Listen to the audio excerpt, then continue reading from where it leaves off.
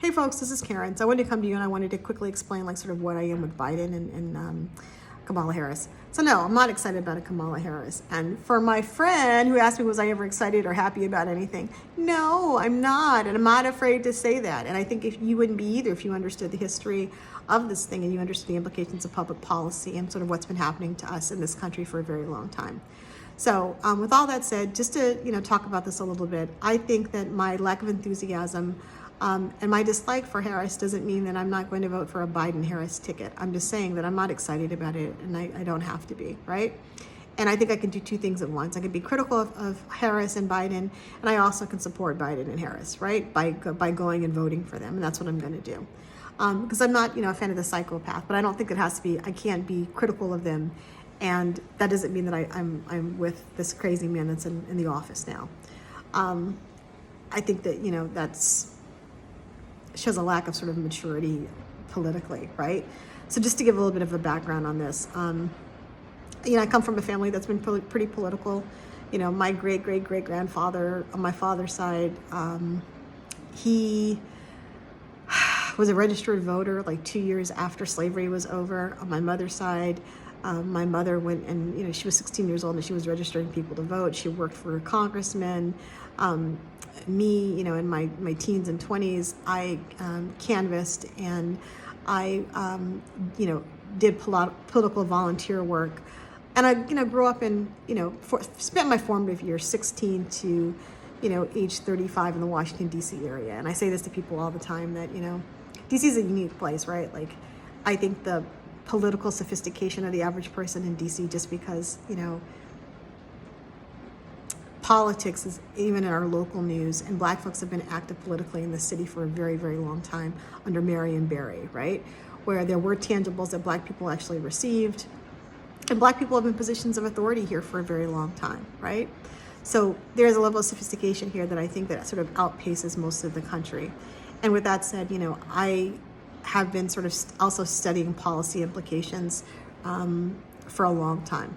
So in undergrad at University of Maryland, I majored in Afro-American Studies with an emphasis on public policy. And I've also, studied policy in education at the University of Pennsylvania. And just, I've always had a love of history.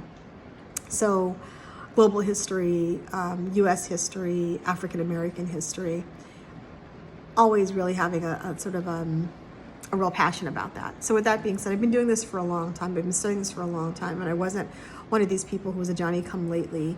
Well, I shouldn't put it that way because it's not cool. I wasn't one of these people who, started to invest just because we had a Black president, right? And I think a lot of us started to invest, and for good reason, when we had a Black president, because it really became relevant for us. We felt like we were actually part of the system. And to address Jonathan, so I think that it's important for us to have tangibles, and I'll talk about representation. I think symbolic representation is actually really critical. It's really, really important. So that's why I was, pro-Obama the first time around. Second time around, too, I voted for Obama. As a matter of fact, it was interesting, one of my best friend who passed in January came to me, and we would, talk about politics and a whole range of things. He was actually probably the most brilliant person that I've ever met. And he came to me and he was just like, Obama ain't shit. And I got upset with him because I was just like, what you're saying is sacrilege, right? Like, look at this man. He's smart, he's charismatic, he's brilliant. He's got this beautiful family. He's just this decent person. He just represents us so well. And we started sort of talking about some things that he had problems with. And I held it at the back of my mind. And later on, I had somebody else that I knew that said the same thing about him, and I didn't like that, and I figured that was just jealousy coming from him. And I just kind of moved forward. And part of it, my friend that passed, my friend Kurt that passed, the thing that we would argue was he would say to me all the time, he's like, what is he doing for us? And I started thinking about that and looking at it, and my argument would be to him is that he has to get reelected. These people aren't going to reelect him if he does something tangible for us. He's going to do it his second term. And his second term, came and went, and he didn't do anything. And we had revisited the conversation again and again. I was deeply uncomfortable with it because I kind of felt like, well, it mattered, because watching Black people become so engaged in the political process, that was something that was actually well worth it. And it was, right? But I feel like, we have to mature with the times. So we've had a Black president, we had a Black Secretary of State, we had a Black Attorney General, and, Black folks in all of these positions of power. So we know that we're capable. We know that what we can aspire to, we can actually are capable of being in the highest positions of power, and that, we will do an excellent job. We will excel at that like we excel at everything else once we're actually provided the opportunity. I also am not so excited about Kamala Harris because, my feeling is that, when Black men succeed, I succeed, right? And I feel like when Black women succeed, Black men succeed. It's strange to me that a lot of people don't feel that way, but I don't necessarily need a Black woman in office to make me feel like this is possible for Black people, right? That whatever that accomplishment is possible by seeing this Black woman. I think we're kind of past that point, or we should be past this point. So anyway, I also want to address the tangibles. Jonathan, getting back to this problem with, a rising tide lifts all boats. The problem is that other people actually receive tangibles in addition to benefiting from the rising tide, which means that, again, they're rising, they're actually getting things that were specific for their communities. So under Obama, I believe that immigrants and the Latino community really benefited from DACA, that Native Americans, some of those treaties were honored. The LGBT community benefited from legislation with the military and also with, discrimination in the workplace and in housing and in a lot of other arenas. There were a lot of groups that received tangibles, but African Americans received nothing. And I have a problem with that because we traditionally are the most loyal voting bloc. We're the most dependable voting bloc for the Democratic Party, but they somehow feel like they don't have to give us tangibles. And it's actually dangerous for them to think about or even talk about giving us tangibles. So when Kamala Harris was asked in an interview that I posted about providing tangibles for African Americans or specifics for African Americans, she literally said no. It was something that, she basically said was ridiculous to even consider. That in combination with this punitive approach to punishing mothers or parents whose children were truant by throwing them in jail, I think was also something that, again, is a slap in the face to us in our community, particularly when we're so loyal to everyone. I mean, come on, y'all. I mean, African Americans have made this whole entire planet better, and we get shat on all the time. So people come here, and the reason why they're able to come here is because of the 1965 Immigration Act. I always get the year wrong. Me and the dates. I have a problem with the dates. But anyway, people were able to come here because our elders and ancestors decided that they wanted to think about immigrants of color from other places, and they wanted everybody to benefit. So before there were quotas, or there were actually, Black people from other countries and people of color from other countries weren't allowed to immigrate here. But we made sure that those provisions were included them and provided a space for them to be able to come here. So people literally are coming here based on our sacrifices and our hard work, our blood, sweat, and tears, and our lives lost, our war that we fought, and they feel no obligation to us. The Democratic Party feels no obligation to us. This big tent party that is filled with people who are here because of us and our struggles feel that they don't have to give us anything. We are also the people who have suffered the most just with our land being stolen, with redlining, and with drugs being placed in our community, and with us not being able to benefit from the GI Bill in the same ways as other people, or go to land grant colleges, which was also part of the GI Bill. Even though our tax dollars were paying for all of these things, us being sort of abused in our own communities and murdered by police on a regular basis, we suffer more than anybody. Well, we've actually given more than anybody to this country. First man that died in the Revolutionary War was a Black man, Crispus Attucks. We fought in every war. I had two grandfathers that fought. One died in the Civil War fighting for our freedom here. So Every step of the way, we've been here giving and giving and giving.